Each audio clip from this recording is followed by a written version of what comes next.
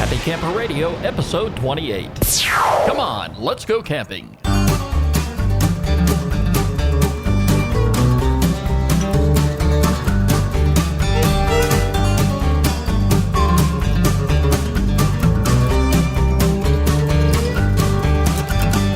Hello, everybody. Welcome back once again. I'm Skip. I am a happy camper, and you, my friends, can be one too. It is a great weekend to go camping. In fact, I just now got back into town no more than 3 hours ago. I had an absolutely wonderful time in the North Georgia mountains. There were a couple glitches, which I am going to talk to you about here in just a little bit, but we're glad to have you along. Our phone number here is 404-537-2267. That's 404-537-CAMP. You can call us with your camping questions anytime, day or night. Like us on Facebook, follow us on Twitter, and add us to your circles on Google+. Yeah, Google+, that is. And you can get all of our social media icons right there on our homepage at www.happycamperradio.com. Now, before we do anything, I'd like to gather everybody around by the campfire. I am going to take the honors this week and get the campfire lit. Oh, yes. And you know, the temperatures up here are just right. Now, let me tell you something. Have you noticed something different? Dead silence in here. Yes, the empty chair has reared its ugly head. Daniel is not here right now in the studio, but you want to know something? We've got him on the line. He is still on vacation in the sunny south of Orlando, Florida. Daniel, are you there? I am here. Well, it's good to have you around. I don't want to say good to have you back because you're still down there. You left about a week ago, is that correct? Yeah, it was about 1:30 on Saturday. Yeah, you snuck on out of here. You snuck on out of here. I really expected to see you before you left, but you were in such a hurry to hit the road. Yep. Now, is everything... It was a long trip. Yeah, it was. Now, did you actually do like you said you were going to do? You were going to stop in a hotel? Yeah, we stopped a little further down than we thought we did. We stopped about an hour outside of Orlando. Okay. And just, stayed there for the night. And the next morning came down here and we were able to check in early, and that was great. We had the whole day to check in and chill out and, take it all in for the first day and get ready for a lot of days of a lot of attractions. Now, Daniel, I can't help but to ask this. Being the fact that you have been gone as long as you have, did you by chance take up permanent residency at the park courtesy of Mickey Mouse? That's funny you say that because here it comes. We were coming back from Disney World, or I always call it Disney World. They call it the Magic Kingdom. We were coming back from the Magic Kingdom. They have these boat ferries back to the campgrounds in certain resorts, and we got talking to some people that were staying over here in the cabins over here, and they were telling us that there are about 20 people that live here. Mean permanent year-round? Yes. I couldn't believe it. No kidding. Are you getting any ideas? No, this is too expensive for my blood, but like on those campsites, they've got all these inflatables for Halloween. It is decked out to the nines. It is crazy.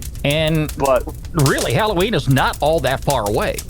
No, and the park wasn't that done up for Halloween. Like last time I went around Halloween, and they had a lot of Nightmare Before Christmas stuff, but not this year. Like the Haunted Mansion was the same as it always was. Okay. Which was good, because I haven't seen it since I was 4, so that was really cool. Now, considering our viewers, or not our viewers, but our listeners, and I say viewers because I had an opportunity to look at you just a moment ago before we started the show. It was beautiful. For our beloved listeners who are planning a trip down to Florida in the South this time of the year, what are the temperatures like? It's probably about 10 degrees hotter than it is up there. It's like... That is too hot. Yeah, well, it's high 80s, I'd say. It's awesome at night. I made a good decision by going north.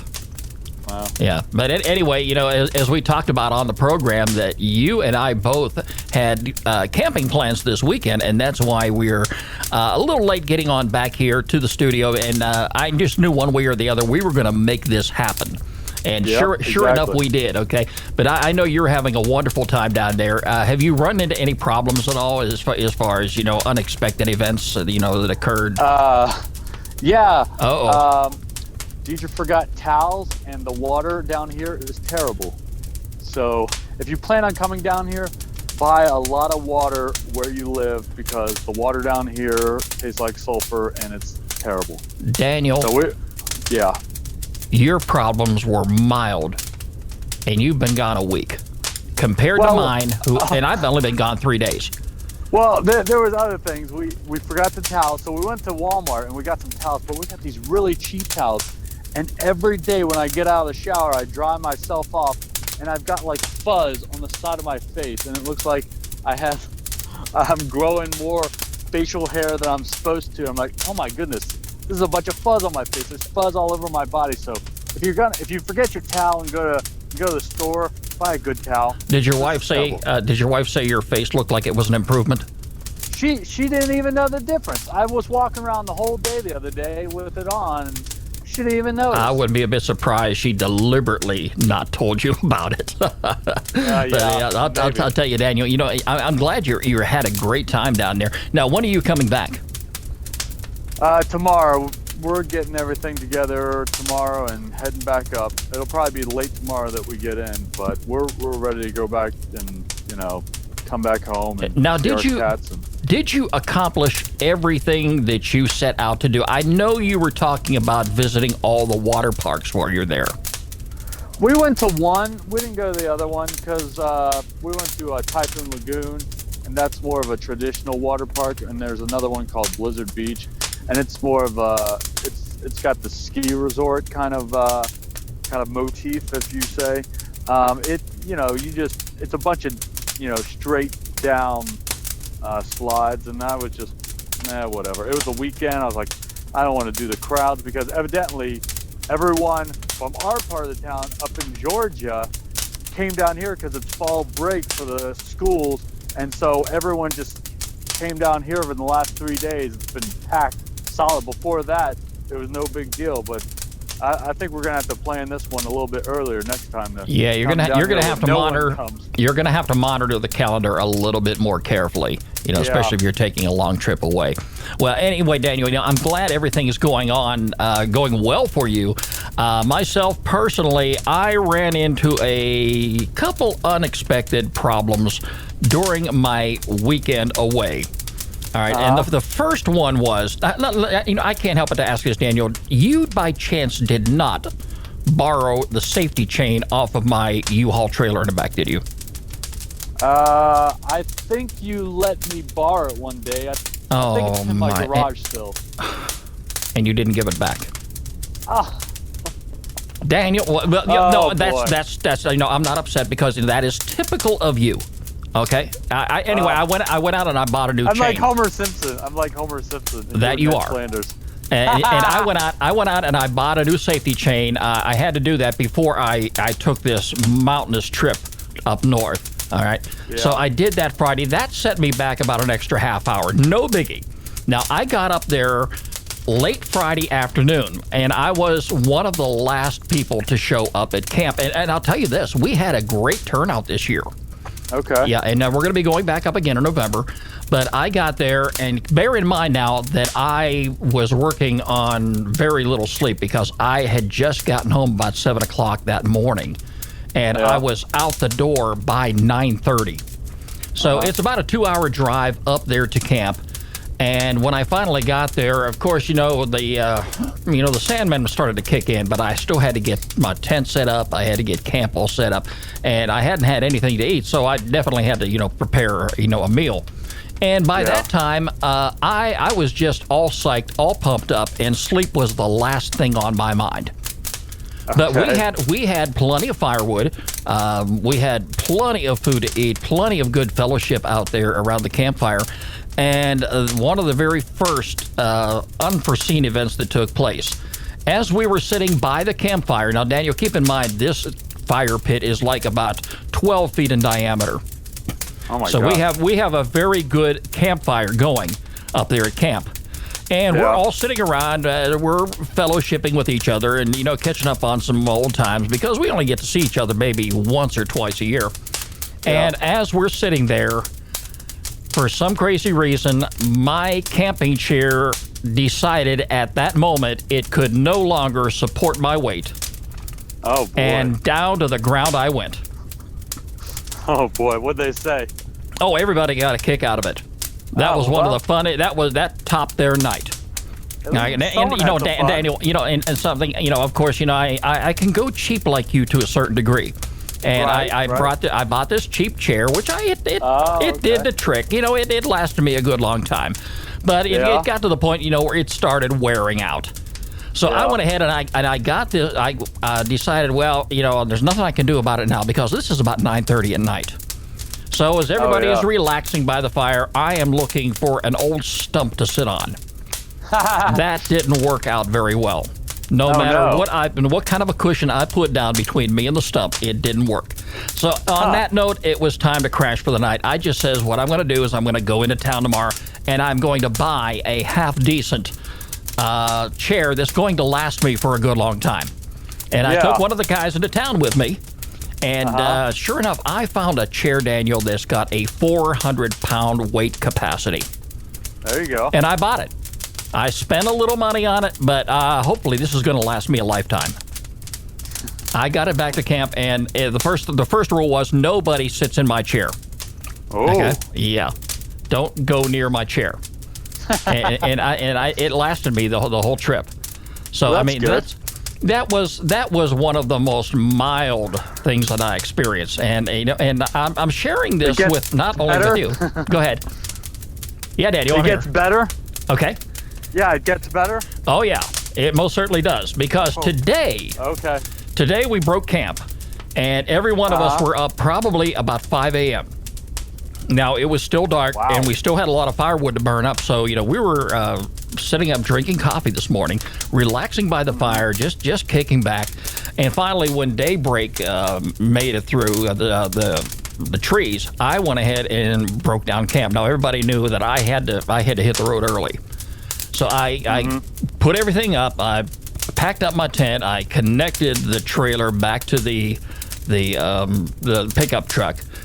And I've got to keep in mind, this is a half-mile of dirt road that is full of rocks, full of potholes. It is bumpy. It is riggedy-raggedy.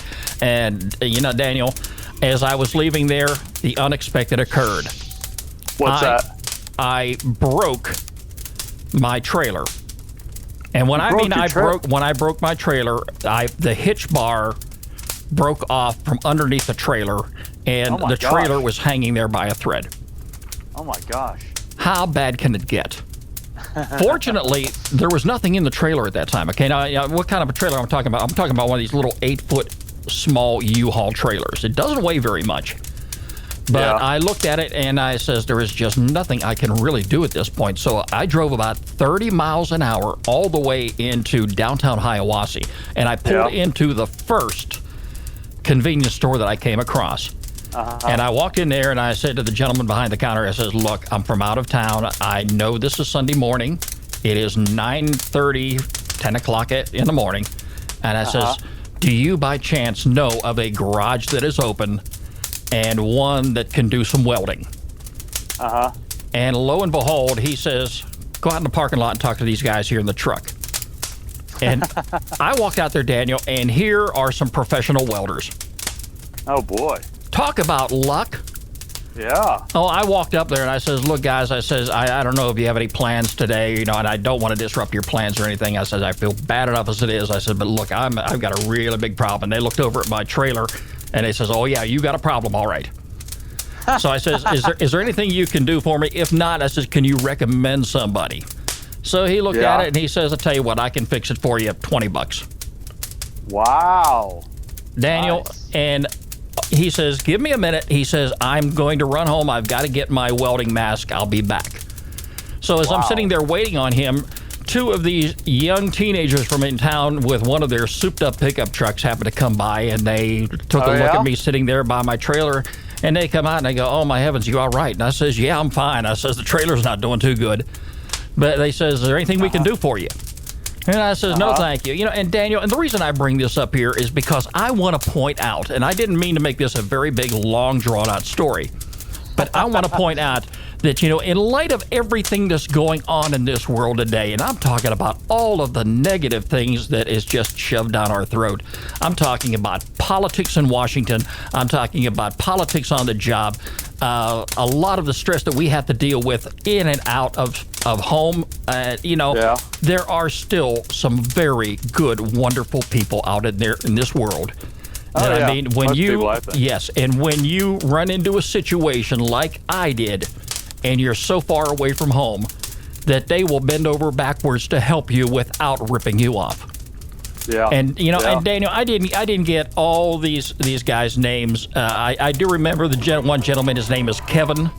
And Kevin was just an absolutely awesome guy. And to him and his two buddies, if they happen to be listening to the show, again, I thank you so very much for taking the time to do what you did this morning to repair this trailer so I could get back on the road. And I finally got home, like I say, just a little after 12 o'clock noon today. So, Daniel, in light of all of the downfalls that I had this weekend, I am still home, pumped up, very excited, and I got to admit, I had a really good time. I guess so. That sounds like a lot of trouble you went through. Yes, Daniel. But here's the thing: is you've got to expect things like this to happen from time to time. And I'm not trying to scare anybody to the point where they stay home. But when you're out there, just keep in mind that help is not very far away. Yeah. And if you do by chance happen to be on the road and are away from some sort of a town, definitely keep those phone numbers handy, like you and I have talked about over the past couple weeks. Yeah, definitely. So you just in the event that you do need some sort of an emergency roadside assistance service to come to your aid, they will be there. Okay, It doesn't have to be bad. The whole thing does not have to turn out to be bad. Fortunately for me, I was able to get things up and rolling, and I was back on the road, in almost no time at all. Yeah, so that's good. Yeah.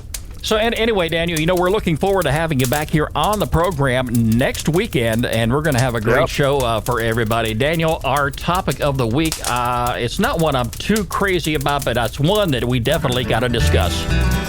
Okay.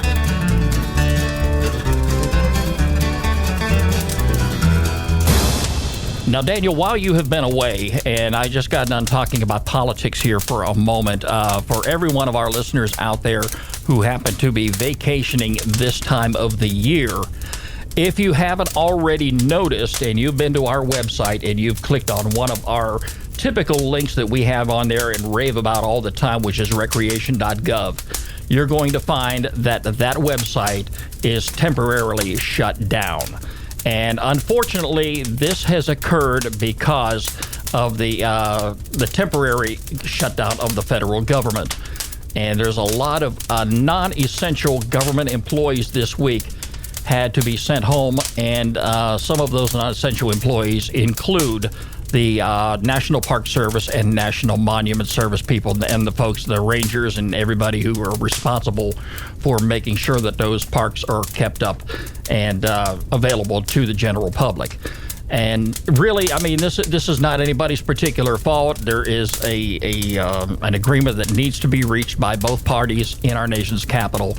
And hopefully, we haven't seen anything like this, Daniel, since 1995, 96, I believe it was. That was the last temporary shutdown of the federal government. And back then, I mean, we had the same thing happen. The non-essential government employees had to be sent home until there was some sort of an agreement reached. And right now, this is going on. I believe tomorrow is going to be the 6th or 7th day. So anybody out there right now who happen to be looking for a vacation destination, say if it's a national monument or a national park, and you're going online to find those, unfortunately, you're going to be out of luck. However, there are still plenty of private campgrounds and state park campgrounds that are available to you. So all hope is not lost. If you were planning on going to someplace like, let's just say Alcatraz Island. Now, Daniel, I would love to camp on Alcatraz Island. How about you? Can you camp there? I thought. I don't think you can, but I mean, it's a nice idea. Imagine pitching your tent up on the big rock to say. Have you ever been to Cumberland Island? No. Well, on Cumberland Island, I think it's off the coast of South Carolina or something. You have to take a boat out there. There's no cars or anything, and it's like a lot of wild horses, and they've got a bunch of shark teeth on the shore. Okay, now is Cumberland Island? I believe that's a state park, though, isn't it? Yeah. Or is it national? Yeah. Okay, if it's a state park, you're good to go. Yeah. Okay. Well, it's an alternative to like Yosemite or the Redwood Forest, or I think up in Helen. I think they have a national forest up there. And yeah, the Chattahoochee National Forest. In fact, that's where we went camping, but we were not at a campground, so to speak. Yeah. Okay. But hey, you come to speak of Helen. I mean, I passed through there. Oktoberfest is kicking in full force right now. And that is also a great place to visit. But unfortunately, getting back to the situation that we have right now, and it's an unfortunate thing that we have to discuss today. If you've been to our website recently, happycamperradio.com, and you clicked on either the recreation.gov link on the right-hand side of the page, or clicked on the feature campground of the week, you're going to have a message that comes up that says, our apologies, the recreation.gov website is not available due to a lapse in funding for the federal government.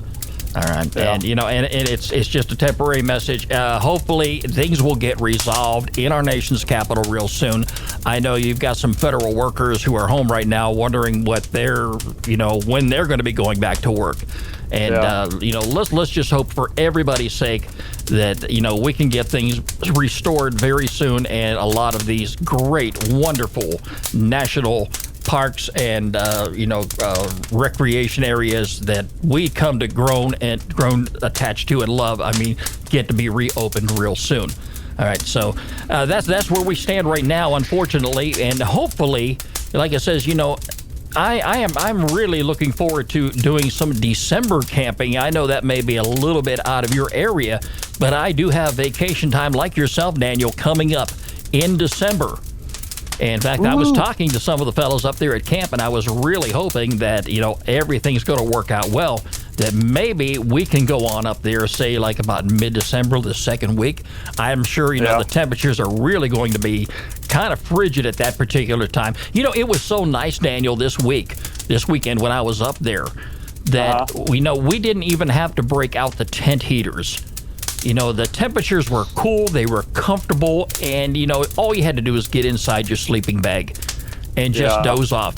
And you heard the crickets, you breathed in that fresh air.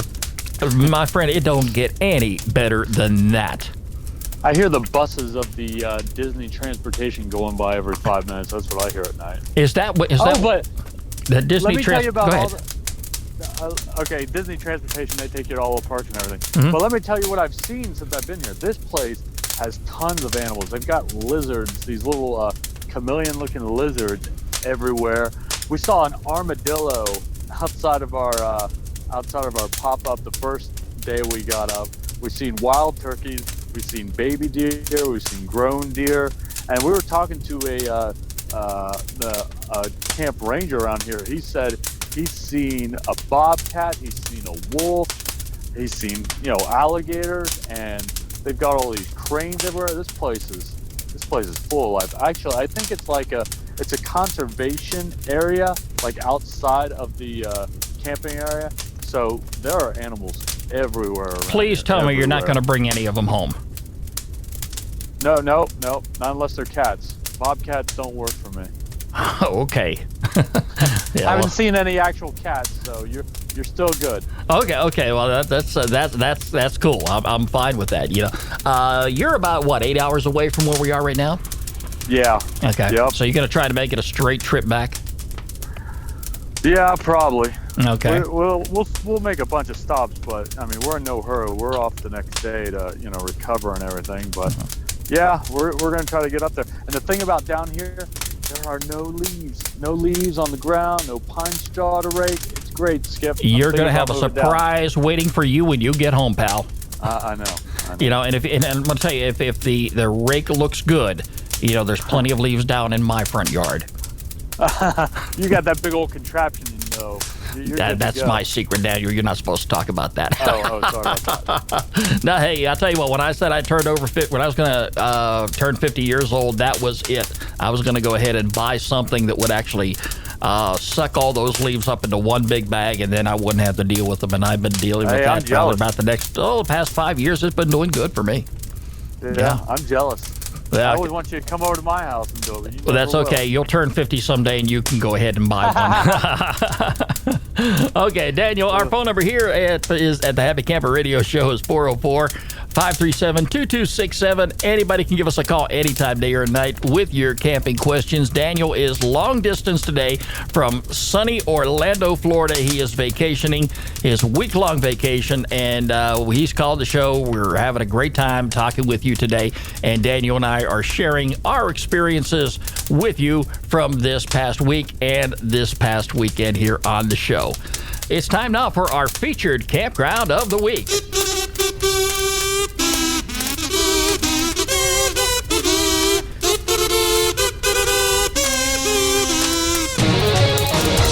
Now, Daniel, as I just got done mentioning to our fellow listeners, every one of the recreation.gov sites that we feature, and we have featured in the past, and we are coming to feature in the future right now, is temporarily shut down, and they are unavailable for our listeners to click on and at least enjoy, if not make a reservation.